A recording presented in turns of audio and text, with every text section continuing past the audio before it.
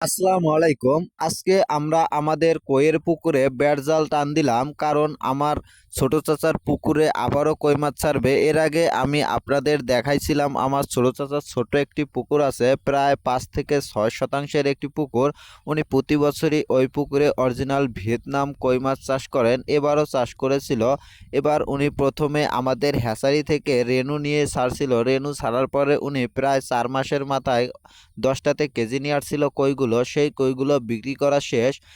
এখন তো আর সেই পুকুরে রেনু দেওয়া সম্ভব না, কারণ রেনু দিলে পুরাতন পুকুরে কই মাছ সবচাইতে পানি নষ্ট করে এবং মাটি সবচাইতে বেশি নষ্ট করে ফেলে কইয়ের মাছ। এ কারণে ওই পুকুরে এবছরে আর রেনু হবে না।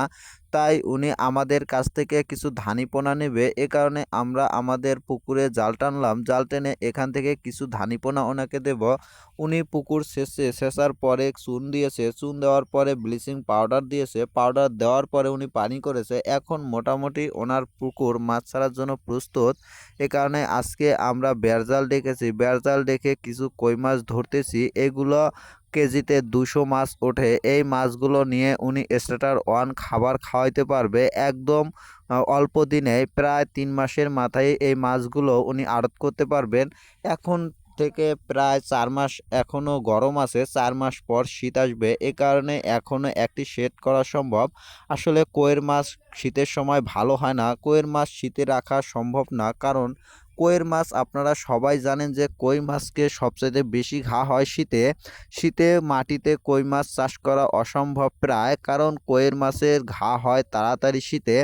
এ কারণে আমরা বলি, আপনারা যারা কই মাছ চাষ করবেন অবশ্যই আপনারা গরমের সময় কই মাছ চাষ করবেন, একদম ফার্স্ট টিপে ফেলবেন। ফেলার পরে আপনারা আড়ত করবেন প্রায় 4 মাসের ভিতরে। পরবর্তীতে আপনারা যখন সেট করবেন অবশ্যই আপনাকে ধানি পোনা কিনে এনে, বা আপনার যদি আরেকটি পুকুর থাকে সেই পুকুরে আপনি রেনু করবেন। রেনু করার পরে আপনি ওই ধানিগুলো সেই পুকুরে দিতে পারবেন। না হলে আপনি যদি বেশি দেরিতে দিয়ে ফেলেন, যদি শীতে পড়ে যায়, তাহলে শীতে কইয়ের মাছ খাবার খায় না এবং বড় হতে চায় না, বড় হয় না এবং শুকিয়ে যায় খুব তাড়াতাড়ি। আর কইয়ের মাছে তখন প্রচুর পরিমাণে রোগব্যাধি দেখা যায়, ঘা হয়। আর কইয়ের মাছে যদি একবার ঘা ধরে যায়, তাহলে সেই কইয়ের মাছ ওষুধ দিয়ে ঘা সারানো প্রায় অসম্ভব হয়ে যায় এবং মাছ মারা যায়, যার ফলে আসলে চাষির প্রচুর পরিমাণে লস হয়। তাই আমরা বলি, আপনারা যারা কই মাছ চাষ করবেন তারা অবশ্যই গরমের সময়ে চাষ করবেন, শীতে কখনোই যাবেন না।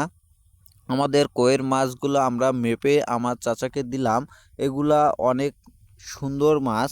আমাদের পুকুরে কিছু পাঙ্গাস মাছ দিয়েছিলাম কইয়ের ভিতরে। এর আগে আমি আপনাদের দেখাইছিলাম আমাদের আরেকটি পুকুরে আমরা পাঙ্গাসের রেনু করেছিলাম।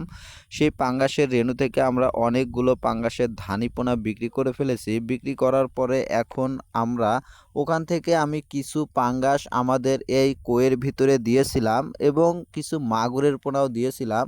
সেগুলো অনেক বড় বড় হয়েছে। আসলে এ পুকুরে আমি তেমন খাবার দেই না, কারণ আমরা এখান থেকে ধানি হিসাবে মাছ বিক্রি করে থাকি।